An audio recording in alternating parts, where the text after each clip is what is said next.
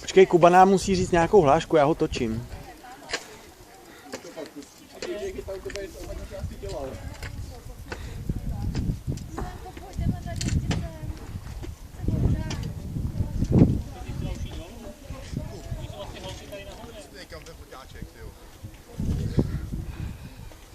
Kam si ho mám strčit?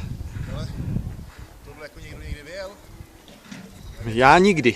Co? Já nikdy. Kubíku, tak pojď a něco nám řekni na kameru.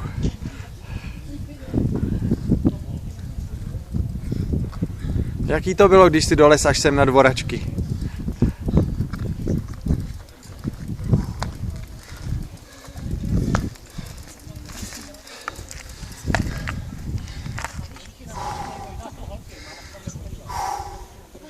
Proč zrovna já? Musím mít za kamarádkový ptáky, ty. To se jim boží.